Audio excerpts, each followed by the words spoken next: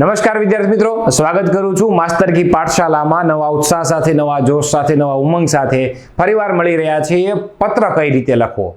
અગાઉના વિડીયોમાં આપણે સરસ મજાની ચર્ચા કરી કે કોઈ ઔપચારિક પત્ર લખવો હોય તો શું કરવું, કઈ રીતે લખનારનું એડ્રેસ હોય, મતલબ કઈ રીતે લખનારનું સરનામું હોય, જવાબદારી વિભાગનું સરનામું હોય, વિષય કઈ રીતે લખવો, સંબોધન કઈ જગ્યાએ લખવું, એની સાથે ઉદ્બોધન શું કરવું, સંબોધનમાં માનનીય ક્યાં વાપરવું, આદરણીય ક્યાં વાપરવું, એની સાથે પત્ર જે ઔપચારિક પત્ર છે મતલબ ફોર્મલ લેટર છે એ 3 વિભાગ હોય, મતલબ 3 પેરેગ્રાફમાં જે શું લેખન કરવું, એટલે કે પહેલો પેરેગ્રાફ હોય એમાં ફક્ત ને ફક્ત પ્રારંભ, જેને આપણે વિષય પ્રવેશ કહીએ છીએ, એ મુખ્ય વચ્ચેનો જે ભાગ છે, મુખ્ય ભાગ છે, એમાં પત્રનો જે મુખ્ય વિષય વસ્તુ સાથે વિસ્તારપૂર્વક માહિતીનું વર્ણન, અને છેલ્લે ત્રીજો ભાગ છે એટલે કે ત્રીજો પેરેગ્રાફ છે એમાં અંત, સમાપન, એટલે કે એમાં તમારે જે વિનંતી કરવાની હોય, એ આભાર વ્યક્ત કરવાનો હોય, એ અથવા તમારા શબ્દોમાં તમારી મૌલિકતાથી એને સમાપન કરવાનું હોય, એ પછી તો કે લેખિતન કરીને તમે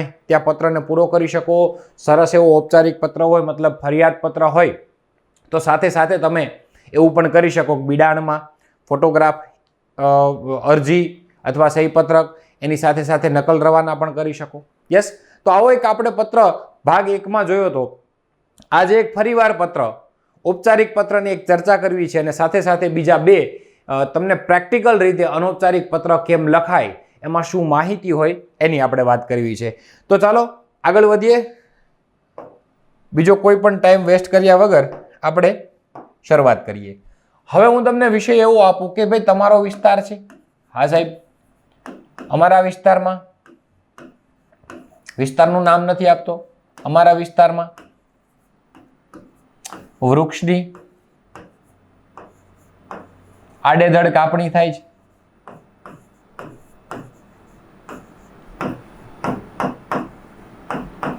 અમારો વિસ્તાર છે એમાં વૃક્ષની આડેધડ કાપણી થાય છે, એ અંગે અમારે કોને ફરિયાદ કરવાનો હોય અથવા કોને ફરિયાદ પત્ર લખવાનો હોય, તો કે વન સંરક્ષક શ્રી સાહેબને મારે પત્ર લખવાનો છે।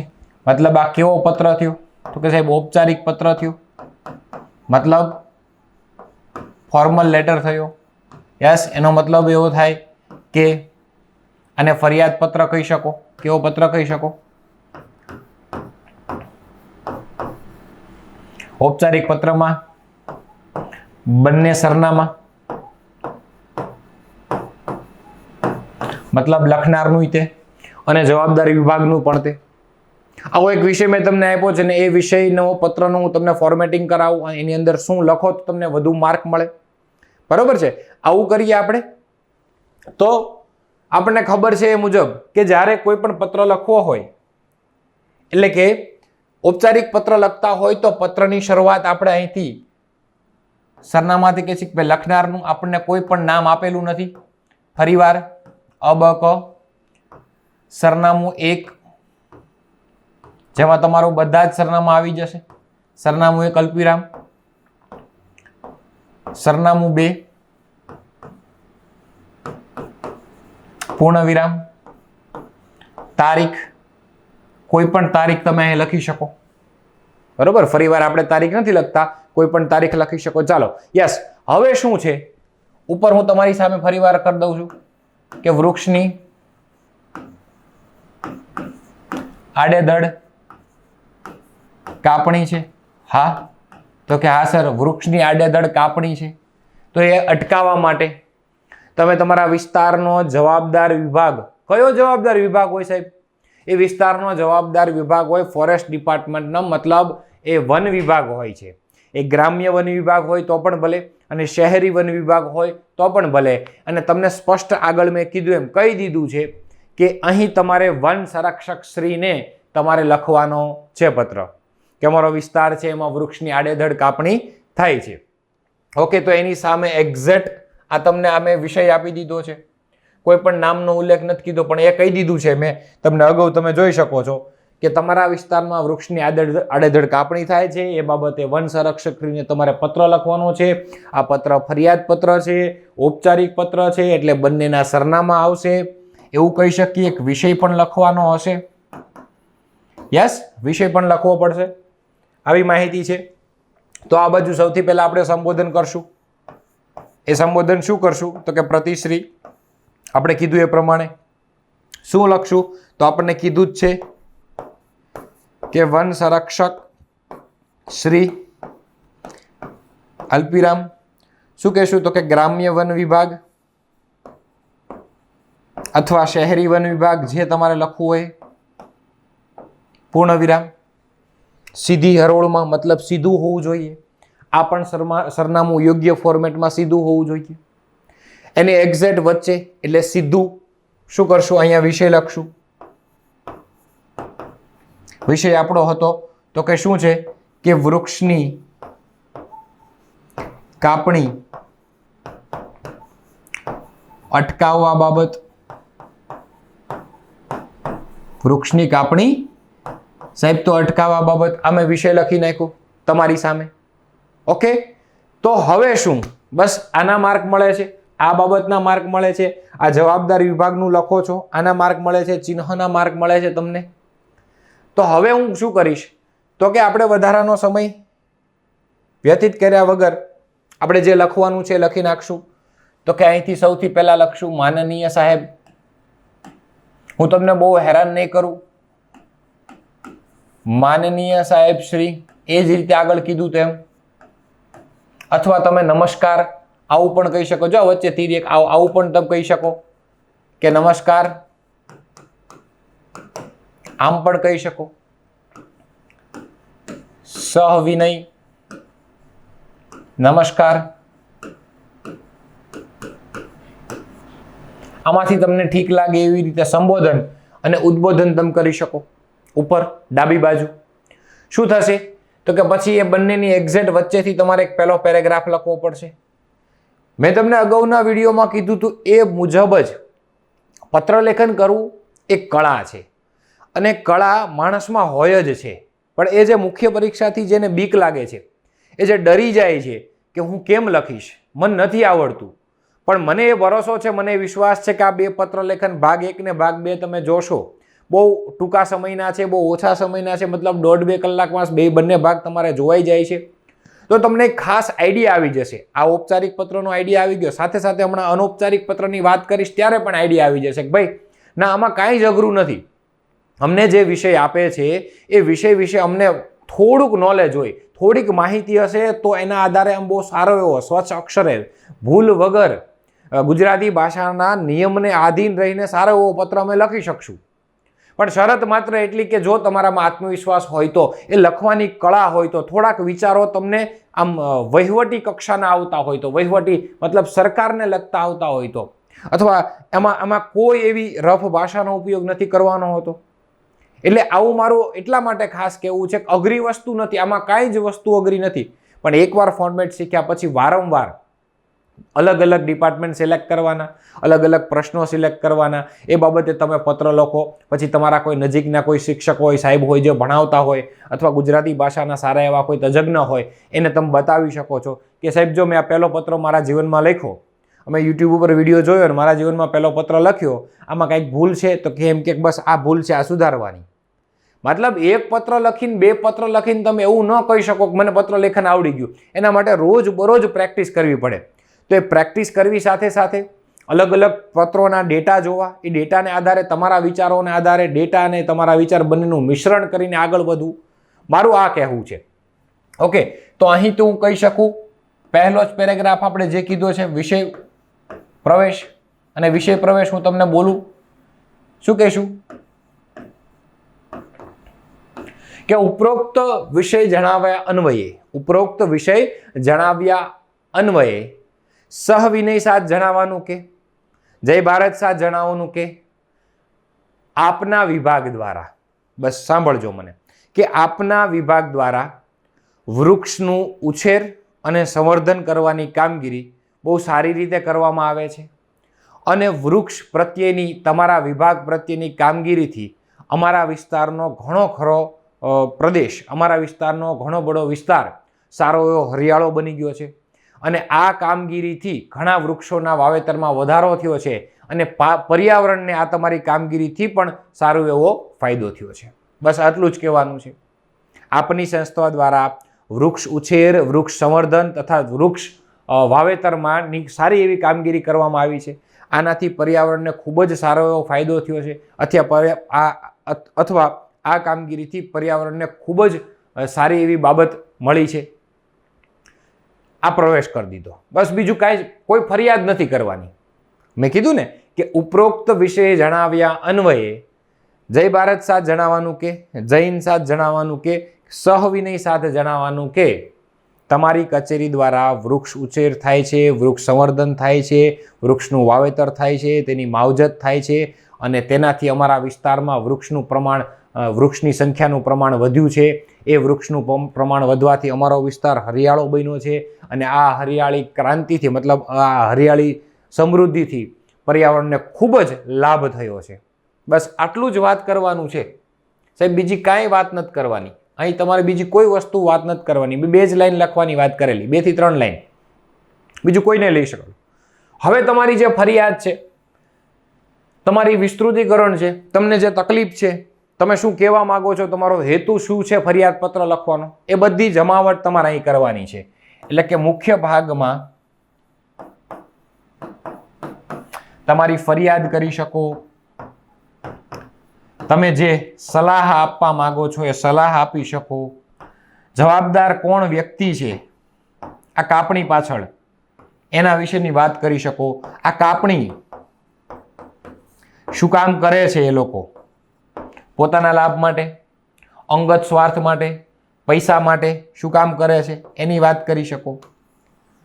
શું શું કાપે છે, કયા કયા વૃક્ષો એવા મહત્વના છે જે કપાય છે અને કપાવાથી પર્યાવરણને બહુ મોટું નુકસાન જવાનું છે. સ્થાનિક લોકોની પણ આમાં ભાગીદારી છે સાહેબ. યસ, સ્થાનિક લોકોની પણ આમાં ભાગીદારી છે અને એ લોકો પણ વૃક્ષ કાપણીને સમર્થન આપે છે અથવા રાતના અંધારામાં વૃક્ષને કાપે છે. તો એને અટકાવવા એ બધી જ તમે વાત સાહેબ અહીંયા કરી શકો. હા તો કે હા સાહેબ. તો પછી છેલ્લે શું કરશું, તો કે છેલ્લા ભાગમાં તમે કોઈ સૂત્ર લખી શકો,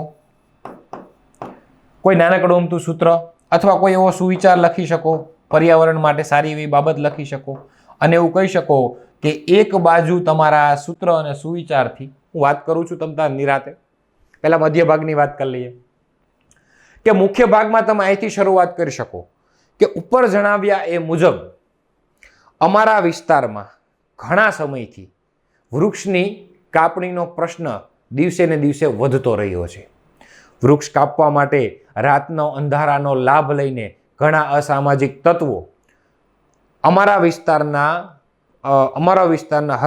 હરિયાળા વિસ્તારમાં જે વૃક્ષો છે, જેમાં મહત્વના વૃક્ષો જેવા કે હળદરવો છે, સાગ છે, બીજા અન્ય વૃક્ષો છે જે ઘટાદાર છાયા આપે છે, સારું એવું એ વૃક્ષનું સારું એવું મહત્વ છે, ઔષધિવાળું છે, સાથે સાથે પર્યાવરણને પણ ફાયદાકારક છે એવા વૃક્ષો છે, એની અંગત સ્વાર્થ માટે અથવા કોઈ નાણાકીય સ્વાર્થ માટે એની કાપણી કરે છે.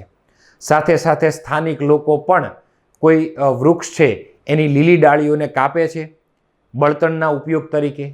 તો એનું પ્રમાણ પણ વધી રહ્યું છે અને એ લીલી ડાળીઓ કાપવાથી વાતાવરણને પણ ધુમાડાથી પ્રદૂષણની પરિસ્થિતિનો ઉદ્ભવ થશે, એની વાત કરી દેવાની. અને આ બધાનું મુખ્ય કારણ બનવાનું કારણ એ જ છે કે જવાબદાર અધિકારી છે એની ગેરહાજરી છે. આ સાર સંભાળ રાખનાર અધિકારી છે તમારા ફોરેસ્ટ ડિપાર્ટમેન્ટનો, એની ગેરહાજરી છે. તો વહેલી તકે એની પાછી નિમણૂક થાય અથવા જો એ કોઈ પોતાની ફરજથી એ વિમુખ છે તો એને પોતાની ફરજ સમજાવીને અથવા ફરજમાં એને પાછા લાવીને ફરજ મૂકીને એની પાસેથી આ બાબતની જવાબદારીનું એને ભાન કરાવવામાં આવે અથવા એને જવાબદારી સમજાવવામાં આવે અને આ જે વૃક્ષની આડેધડ કાપણી છે એ વહેલી તકે અટકાવવામાં આવે. કારણ કે આપના વિભાગ દ્વારા, આપની સંસ્થા દ્વારા આ સરસ મજાની કામગીરી છે અને આ પર્યાવરણ સંબંધિત કામ છે અને આ ભવિષ્યવાદી પગલું છે વૃક્ષ વાવેતર કરવું, અને એ પણ સમાજના લાભ માટે, દેશના લાભ માટે, વિસ્તારના લાભ માટે જ છે. તો આ પ્રશ્નનું વહેલી તકે નિરાકરણ કરો એવી અમારી નમ્ર અપીલ છે. સ્થાનિક લોકોની વાત કરી દીધી, શું શું કાપે છે એની વાત કરી દીધી, જવાબદાર વ્યક્તિ છે એ અત્યારે ગેરહાજર છે. મતલબ કોઈ વ્યક્તિ, ફોરેસ્ટ ડિપાર્ટમેન્ટનો કોઈ વ્યક્તિ ગેરહાજર હોય અથવા જે જવાબદાર અધિકારી છે, જેને સાર સંભાળ રાખવાની છે, ધ્યાન રાખવાનું છે, વૃક્ષ કોઈ કાપી ન જાય, લાકડા કોઈ કાપી ન જાય, બરોબર, કોઈ નુકસાન ન પહોંચાડે, કોઈ આગ ન લગાડી જાય, કોઈ મહત્વની વસ્તુ ત્યાંથી ચોરી ન કરી શકે, એના માટે સક્ષમ જવાબદાર અધિકારીને ત્યાં રાખેલા હોય છે. પણ એની ગેરહાજરી છે, એ જવાબદારી માટે અત્યારે વ્યક્તિ ગેરહાજર છે અને પોતાની કદાચ જવાબદારી નિભાવતા પણ નથી, પોતાની જવાબદારી એ નિભાવતા નથી. એટલા માટે એને કહી શકાય કે ભાઈ એની તમે વહેલી તકે નિમણૂક કરો અને જો ગેરહાજર હોય તો એને હાજર કરો, એને પોતાની જવાબદારીનું ભાન કરાવો. આ બધી વસ્તુથી જ તમે કહી શકો. એટલે સલાહ આપવાની છે, ફરિયાદ કરી દીધી, કાપણીમાં કયા કયા વૃક્ષો, તો કોઈ પણ મહત્વના વૃક્ષોના નામ લઈ શકો, ભલે તમારે તો લખવાનું છે. આ બધું જ તમે મુખ્ય ભાગમાં લખી શકો. પછી છેલ્લે કે વૃક્ષ વાવો વરસાદ લાવોના જે સુવિચાર અંતર્ગત અથવા વૃક્ષ લાવો વરસાદ લાવો એ સ્લોગનના ભાગરૂપે આપ જે કામગીરી કરી રહ્યા છો એ ભવિષ્યમાં આવીને આવી કામગીરી થાય અને જે અસામાજિક તત્વો દ્વારા આ કાપણી કરવામાં આવે છે એને વહેલી તકે અટકાવવામાં આવે અને અમારા વિસ્તારને જે પર્યાવરણીય સમસ્યા છે એનાથી દૂર રાખવામાં આવે અને હરિયાળો બનાવવા માટે ફરીવાર આવા નવા પ્રયત્ન કરવા આવે એવી નમ્ર અપીલ છે. બસ આવું કહી શકો. કદાચ મારા શબ્દોમાં થોડુંક આગળ પાછળ હોય તો તમે તમારા શબ્દ ઉમેરી શકો. એવું નથી હું કહું એટલું બેઠે બેઠું તમે લખી શકો. આ તો એક તમને રીત શીખડાવું છું, એક ફોર્મેટ કે આવું પ્રકારનું જ લખવાનું હોય છે, એમાં બીજી કોઈ વાત કરવાની હોતી નથી. અહીંયા તમે લિખિતન કરીને આપણે અબક કર્યું હતું તો અબક કરી શકો. ઓકે, બિડાણમાં તો બીજું કાંઈ નું, આના કોઈ છુપી રીતે કોઈ કાપી જતા હોય તેના ફોટોગ્રાફ ન પાડવાના હોય, બરોબર.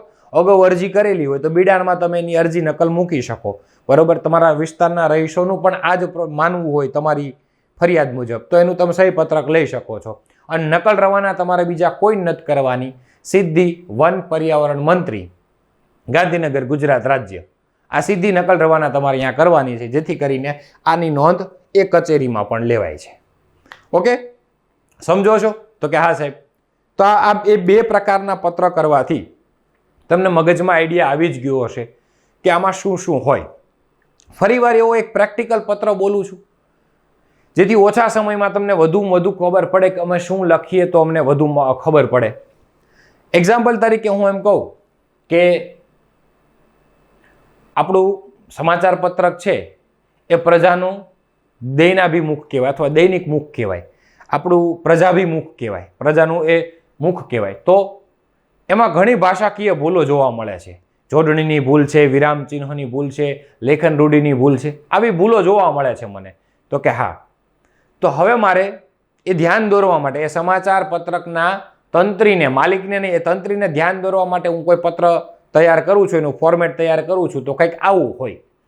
તો કે આ બાજુ એ જ રીતે અબક, સરનામું 1, સરનામું 2, તારીખ, એની એક્ઝેક્ટ સામે પ્રતિશ્રી, તંત્રીશ્રી અને ક ખ ગ વર્તમાનપત્ર. સમજો છો હું શું કહેવા માંગુ છું?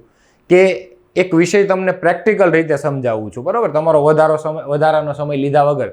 કે કોઈ સમાચાર પત્ર છે, ક ખ ગ નામનું સમાચાર પત્રક છે, એમાં ડેઇલી પેજ નંબર 4 ઉપર કે પેજ નંબર 5 ઉપર કે પેજ નંબર 10 ઉપર ઘણી ભાષાકીય ભૂલો જોવા મળે છે. અને સમાચાર પત્ર તો યુવાનોનું ભવિષ્યનું એક આધાર કહેવાય કે જે વ્યક્તિ સમાચાર પત્ર નથી વાંચતો, જે વ્યક્તિ ન્યૂઝ ડાયરી નથી બનાવતો, જે જાહેર જીવનના વર્તમાન પ્રવાહો સાથે સંકળાયેલો નથી, એ વ્યક્તિ અત્યારે સ્પર્ધામાં ન કહેવાય એવું મારું પણ માનવું છે અને સારા વ્યક્તિઓનું પણ માનવું એવું જોઈએ છે કે ભાઈ જાહેર જીવનના દરેક બનાવો સાથે તમને ખબર હોવી જોઈએ.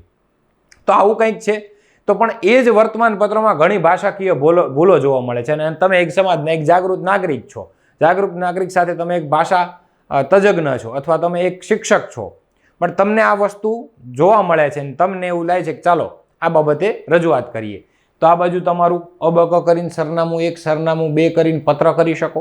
એની સામે તમે પ્રતિશ્રી, તંત્રીશ્રી અથવા તંત્રીશ્રી, કખગ વર્તમાનપત્ર વિષયમાં તમે લખો કે વર્તમાનપત્રમાં ભાષા અશુદ્ધિ છે એ અટકાવવા બાબતે. પાછા તમે સંબોધન કરી શકો માનનીય સાહેબશ્રી. પછી તમે નીચે ઉદ્બોધન કરી શકો કે ભાઈ સવિનય નમસ્કાર. પછી તમે કહી શકો સારી પહેલાં વાત કરવાની કે ભાઈ જય ભારત સાથ જણાવવાનું કે કે આપનું જે વર્તમાન પત્ર છે અહીંયા જે લખ્યું હોય ક ખ ગ વર્તમાન પત્રમાં હમણાં ઘણા છેલ્લા સમયથી એટલે કે કદાચ 1 મહિનાથી આપના વર્તમાન પત્રમાં થોડીક ભાષાકીય ભૂલો, લેખન રૂઢિ, જોડણી ભૂલ અને વિરામ ચિહ્નોની ભૂલ થોડીક વધુ પ્રમાણમાં જોવા મળે છે. આ બાબતે આપને તંત્રી સાહેબને અમે વિશેષ ધ્યાન દોરીએ છીએ કે વર્તમાન પત્ર એક એવી તાકાત, વર્તમાન પત્રનું વાંચન એક એવી તાકાત છે કે યુવાનોને ભવિષ્યમાં અગાઉના માર્ગ બતાવનારું છે. વર્તમાન પત્રથી જાહેર જીવનની તમામ બાબતોનું ધ્યાન ખબર પડે છે. વર્તમાન પત્ર વાંચતાથી જ સાથે લોકોની શરૂઆત થઈ છે અને એમાં પણ જે સાચા ભાષા રસિક છે, જેમાં ભાષા તજજ્ઞ વ્યક્તિઓ છે, એમાં એ વ્યક્તિ આ તમારા વર્તમાન પત્રમાં ભૂલ જોવે એટલે આ થોડુંક શોભનીય ન કહેવાય. ભૂલો જેવી કે એમ કરીને તમારા બુલેટ અથવા નંબરિંગ આપી દો કે ભાઈ જોડણી ભૂલ છે. જોડણી ભૂલ હોય તો તમે એક કૌંસમાં ઉદાહરણ આપી શકો. ઉદાહરણ તરીકે મંદાકિની આમ લખાય, બરોબર, પણ તમે પછી આમ લખેલું છે, બરોબર, તો આ ન લખાય, આમ લખાય, આવી રીતે કહી શકો. પછી તમે આમ લખી શકો ભાઈ નકશામાં જોયું આવું લખેલું છે, તો તમે એવું કહી શકો ભાઈ અહીંયા તમારા વર્તમાન પત્રમાં ન કશામાં જોયું આવું લખેલું છે, આનાથી અર્થનો અનર્થ થઈ જાય, બરોબર. આવા 2-3 ઉદાહરણ કહી શકો. અથવા એમ કહો કે ભાઈ શેઠજી વડા ખાય છે, પણ તમારા લેખક મતલબ જે તંત્રી સાહેબ છે એની ટાઈપિંગ ભૂલ અથવા લેખનની ભૂલની જગ્યાએ આમ લખાઈ ગયું છે શેઠ જીવડા ખાય છે, બરોબર. આ એક ભૂલ છે. પછી જોડણીની ભૂલ છે, પછી ચિહ્નની ભૂલ છે, પૂર્ણવિરામ હોય અલ્પવિરામ, આવી થોડીક ભૂલો એ તમે બુલેટ એન્ડ નંબરિંગ કરીને તમે વચ્ચેના ભાગમાં લખી શકો અને પછી નીચે કહી શકો ફરીવાર આવી ભૂલ ન થાય એના માટે. અહીં ઉપર પણ કહી શકો છો કે ભાઈ તમારા સમાચાર પત્રના પાના નંબર 6ના છેલ્લા કોલમમાં આ જ જગ્યાએથી આ જ લેખનમાં અથવા બીજી જગ્યાએ એની નકલ તમે મોકલી શકો છો. આવી ભૂલ ન થાય એનું ધ્યાન રાખજો અને ફરીવાર આ બાબતે સૂચન, આ મારું સૂચન આવકાર્ય ગણીને તમારી ભૂલ સુધારો એ નમ્ર વિનંતી. લિખિત અંગ આપનો અબકો અને નકલ બિડાણમાં તમારી જે ભૂલવાળું સમાચાર પત્રક તમારી પાસે હોય એની કોપી તમારે લગાવી દેવાની. તો હું એ કહેવા માંગુ છું કે હું તમને બહુ ટૂંકાણમાં ઘણી બધી વસ્તુ સમજાવવા માંગુ છું. એક વસ્તુ તમને એક પોઈન્ટ લખાવું એવો સમય નથી, કારણ કે 13 એપ્રિલ તમારી આજે જાહેરાત થઈ ગઈ છે PSI માટે. તો આપણે મેક્સિમમ એવો જ પ્રયત્ન કરશું કે તમને વધુ ખ્યાલ આવે, બરોબર છે. ઓકે, તો અહીંયા આપણે 2 થી 3 ઔપચારિક પત્ર જોયા. હવે સાહેબ આપણે અનૌપચારિક પત્ર જોવા છે. અનૌપચારિક પત્ર એટલે કે જેને આપણે ઇન્ફોર્મલ લેટર કહીએ. મેં ફરીવાર કીધું હતું કે મિત્ર વચ્ચે, ભાઈ વચ્ચે, સગા સંબંધીઓ વચ્ચે જે પત્ર વ્યવહાર કરવામાં આવે એ પત્ર વ્યવહારને આપણે અનૌપચારિક પત્ર કહીએ છીએ. અને અનૌપચારિક પત્રમાં ફક્ત ને ફક્ત લખનારનું સરનામું હોય, બરોબર. સામે સીધું સંબોધન હોય, પ્રિય સ્નેહીજનો, પ્રિય મિત્ર, સ્નેહી મિત્ર, એ સીધું કરી દેવાનું હોય. આપણી પાસે વિષય શું છે? તો કે આપણી પાસે વિષય એવો છે કે તાજેતરમાં તમને ખબર છે કે ડિજિટલ એરેસ્ટ સાયબર ક્રાઇમના અલગ ગુનામાંનો એક ગુનો અથવા જે સાયબર ફ્રોડ થાય છે અલગ રીતે એ ગુનામાંનો એક ગુનો એટલે ડિજિટલ અરેસ્ટ હાલમાં જે ખૂબ જ ચર્ચામાં છે. એના વિશે આપણે ટૂંક સમયમાં નિબંધ લેખન પણ લાવશું અને કદાચ અહેવાલ લેખનની પણ આપણી ગણતરી છે. સાયબર ફ્રોડમાં અત્યંત વધારો થયો છે. આ ફ્રોડ વિશે તમે જાગૃતતા લાવવા માટે અથવા જાગૃત કરવા માટે તમે તમારા પરિવારને આ પત્ર લખેલો છે અને પત્રમાં શું લખી શકાય એની ચર્ચા કરીએ. તો સૌથી પહેલા આ અનૌપચારિક પત્ર છે ક ખ ગ, બરોબર છે. અહીંયા બોલાઈ ગયું છે. સરનામું 1 અલ્પવિરામ, ક શહેર, તારીખ છે કોઈ પણ લખી શકો તમે, બરોબર છે. પ્રિય સ્નેહીજનો, ઓકે. આપ સર્વને મારા પ્રણામ. શરૂઆતી આશા રાખું છું કે તમે બધા સલામત અને આરોગ્ય સુખપ્રદ હશો. મારો આ પત્ર લખવાનો આશય એ હતો કે આજે ભારતમાં ડિજિટલ અરેસ્ટ નામનો સાયબર ફ્રોડ સતત ચિંતાનું કારણ બની રહ્યો છે. આ ફ્રોડ વિશે તમને માહિતગાર કરવા તેમજ જાગૃત કરવા અને તમે આ કૌભાંડનો ભોગ ન બનો એ માટે હું પત્ર લખી રહ્યો છું, જેને આપણે પહેલા પેરેગ્રાફમાં વિષય પ્રવેશ કરીએ છીએ. બસ તમારા પરિવારને આ સાયબર ફ્રોડથી બચવા માટે અથવા સાયબર ફ્રોડનો ગુનો ન થાય અથવા સાયબર ફ્રોડમાં તમે ન ફસાવ, ડિજિટલ રેસમાં તમે ન ફસાવ, એના માટેનો તમારે એક સલાહપત્ર આપવાનો છે. તમે તમારા પરિવારજનોને લખો છો. શું માહિતી હોઈ શકે છે એમાં? તો કે સાહેબ આવી માહિતી હોય છે કે આજના આધુનિક યુગમાં તમને ખબર છે કે મોબાઈલ ફોન વગર અધૂરું છે. સ્વાભાવિક છે, માણસ અત્યારે ફોન વગર રહી નહીં શકે. કહેવાય ને એક ટાઈમ જમા વગર રહી શકે પણ ફોન વગર ન રહી શકે. અને એ સાચી વાત છે, કેમ કે સમયનો બચાવ થાય. યુટ્યુબ પ્લેટફોર્મ માધ્યમથી આ જેટલો ડિજિટલ યુગ આવ્યો છે ને, જેટલી સુવિધા છે એટલી દુવિધા પણ છે. એટલે કે કોઈ પણ બાબતના બે પાસા હોય છે, એક હકારાત્મક અને એક નકારાત્મક. સામાન્ય રીતે સોશિયલ મીડિયા છે એનો ઉપયોગ દિવસે ને દિવસે વધી રહ્યો છે, તો એ સમસ્યા છે અને ઘણી બધી પ્રોબ્લેમનું એ સમાધાન પણ છે. પણ આપણે હવે એના આદતી બની ગયા છે, આપણે એનાથી ટેવાયેલા છીએ અને એ ટેવ સાથે સાથે આપણે હવે જીવવાનું છે. એ ટેવથી જે મુશ્કેલીઓ આવે એનો પૂરેપૂરો બને એટલો સામનો કરવાનો છે. પણ હવે આપણે આ સુવિધા સાથે સુવિધા વગર ન જીવી શકીએ. હવે આપણે કોઈને કંઈક કહેવા જવું હોય તો 100 કિલોમીટર જઈને એને રૂબરૂ મુલાકાત લેવા કરતાં આપણે એને ફોનમાં કહી શકીએ, ફોનમાં માહિતી લઈ શકીએ. જેમ કે અત્યારે જ તમે મારી પાસે નથી આવી શકતા, રૂબરૂ નથી ભણી શકતા, તો આ ડિજિટલ પ્લેટફોર્મ છે, સોશિયલ મીડિયા છે, એનાથી હું તમને ઘર બેઠા તમારી સુધી હું પહોંચ્યો છું. એટલે કે હવે ડિજિટલ વસ્તુ કે ડિજિટલ ઇન્સ્ટ્રુમેન્ટ વગર, ડિજિટલ સાધનો વગર ને સોશિયલ મીડિયા વગર તમે કે હું આપણું જીવન અધૂરું છે એમ કહી શકાય. એવું નથી કહેતો શક્ય જ નથી, જીવવાવાળા જીવે જ છે, પણ અધૂરું લાગે છે, સુવિધા વગરનું થઈ જાય છે.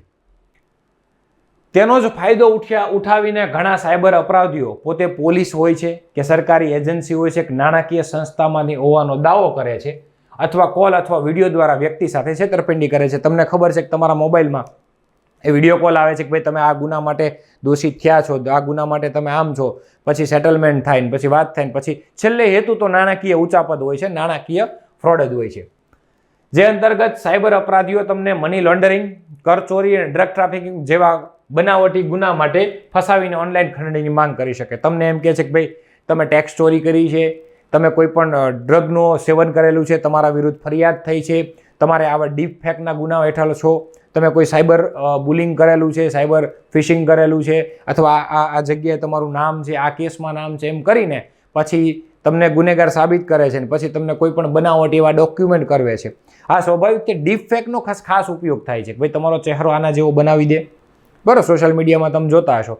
આવું બધું કરીને એ તમને ગુનામાં ફસાવી શકે છે. સાયબર અપરાધી કૃત્રિમ બુદ્ધિમત્તાનો મતલબ AI, આર્ટિફિશિયલ ઇન્ટેલિજન્સનો ઉપયોગ કરીને તમારી જેવો બનાવટી અવાજ, પ્રોફેશનલ લોગો અને સિમ્યુલેટેડ વિડીયો, એટલે તમારી જેવો જ સેમ ટુ સેમ વિડીયો ઉપયોગ કરીને વિશ્વસનીય દેખાવ હોવાનો ઢોંગ કરે છે, જેથી આપણે ભય, ગભરાહટ અને જ્ઞાનના અભાવે આપણી અંગત જવાબદારી જેવી કે UPI ID, બેંક એકાઉન્ટ અને OTP જેવી માહિતી આરોપીને આપણે આપી દેતા હોય છે. કારણ કે આપણને બીક લાગી જાય છે અને આપણને એ બે રસ્તા આપે છે, ભાઈ શું કરવું છે, આમાંથી છૂટવું છે. અને સ્વાભાવિક છે આપણે એવી પરિસ્થિતિમાંથી નીકળવાનો પ્રયત્ન કરતા હોય એટલે આપણી જે બેંક ડિટેલ છે, આપણી UPI ID છે, OTP શેર કરતા હોય છે અને પછી એ છેલ્લે નાણાકીય ઉચાપત કરતા હોય છે.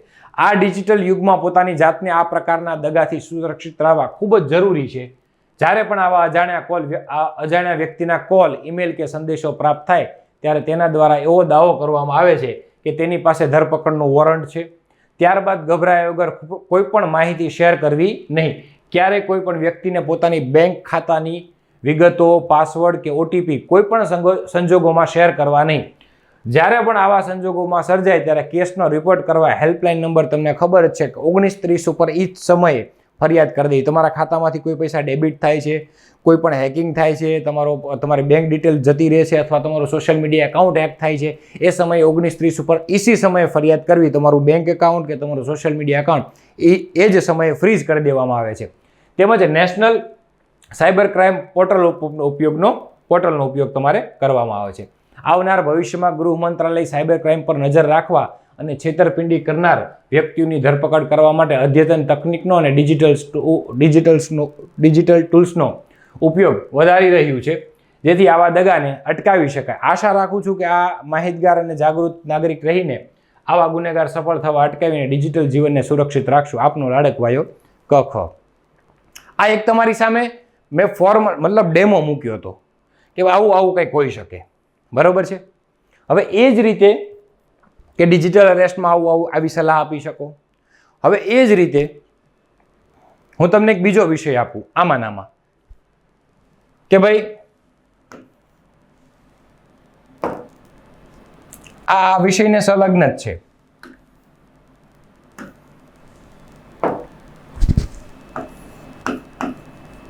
કે સર ભિન્ન ભિન્ન પ્રકારે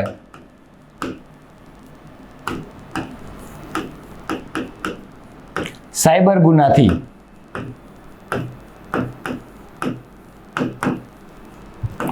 બચવા માટે ભિન્ન ભિન્ન પ્રકારના સાયબર ગુનાથી બચવા માટે તમારા મિત્રને અનૌપચારિક પત્ર લખવાનો છે. તમારા મિત્રને સલાહ પત્ર આપવાનો છે. કેવો પત્ર આપવાનો છે? સલાહ પત્ર આપવાનો છે. શું આવશે તો કે આમાં ડેટા આવશે, માહિતી લખવી પડશે. આમાં મૌલિકતા નહીં ચાલે. શું કરવાના તો કે એક જ સરનામું. બરાબર ને? એક જ સરનામું આવશે. કોનું તો કે જેને લખવાનું છે એનું. બરાબર. વિષય આવશે તો કે ના વિષય નહીં આવે. ખાલી મિત્રને સીધું શું થશે તો કે મિત્રને ખાલી સીધું સંબોધન થશે, પ્રિય મિત્ર, સ્નેહી મિત્રથી. અને પછી તમે લેખનની શરૂઆત કરી શકશો. તો હું તમને એક વસ્તુ કરાવું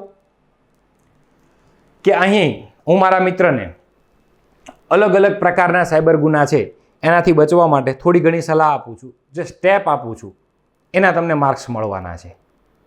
જેમ કે અહીંયા મારું સરનામું લખીશ અબક, સરનામું 1, સરનામું 2, જે રીતમાં હતું એ જ રીતે. અહીંયા સીધું સંબોધન કરીશ કે પ્રિય મિત્ર, સ્નેહી મિત્ર, અને સીધું પેરેગ્રાફથી 3 પેરેગ્રાફથી હું લખાણ કરીશ. અહીંયા જે પગલાં છે બચવા માટેના એ જ લખીશ. શેનાથી તો કે બુલેટ અથવા નંબર આપીને. અહીંયા શરૂઆત કરીશ કેમ છોથી, અથવા મજામાં હશ, અથવા સારી કોઈ બાબતની રજૂઆત કરીને, સારી બાબત, પારિવારિક બાબતની. ઓકે. અને છેલ્લે રૂબરૂ મળવાની વાત કરીશ.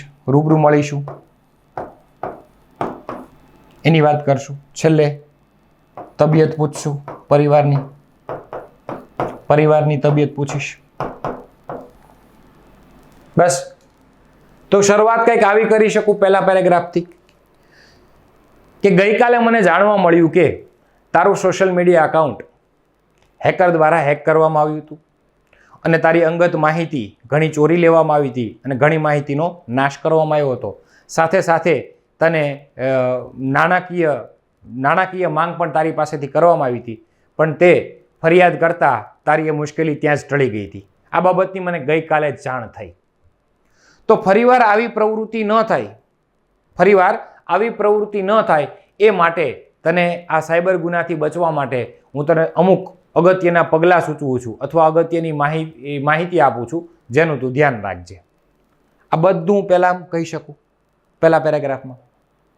પછી હું શું કહ્યું પગલાં તો કે સૌથી પહેલાં તો તારી જે સોશિયલ મીડિયામાં જેટલી એપ્લિકેશન છે અથવા સોશિયલ મીડિયામાં જ્યાં તું ફેસબુક, ઇન્સ્ટાગ્રામનો ઉપયોગ કરે છો અથવા કોઈ બીજી ડિજિટલ એપ્લિકેશનનો ઉપયોગ કરે છો એના તું પાસવર્ડ સમયાંતરે બદલતો રહે અથવા પાસવર્ડ નંબર, આલ્ફાબેટ અને સ્પેશિયલ કેરેક્ટરથી સ્ટ્રોંગ બનાવી. આ પહેલી સલાહ. 2 સ્ટેપ વેરિફિકેશન કર. આ બીજી સલાહ. ત્રીજી સલાહ, અજાણ્યા કોલ્સ કે અજાણ્યા મેસેજ પર કોઈ દિવસ જે અજાણ્યા છે એની ઉપર વિડીયો કોલ કે ફોન કોલથી બચો. ચોથી સલાહ, તમારી બેંક ડિટેલ કોઈને ન આપો. સાથે સાથે ઓટીપી કોઈ સાથે શેર ન કરો. ચોથી સલાહ. પાંચમી સલાહ, સાયબર બુલિંગ, સાયબર ફિશિંગ, સ્નાઇબર સ્નિફિંગ જેવી બાબતથી બચતું રહેવું. કોઈ પણ અનઅધિકૃત એપ્લિકેશન ડાઉનલોડ ન કરવી.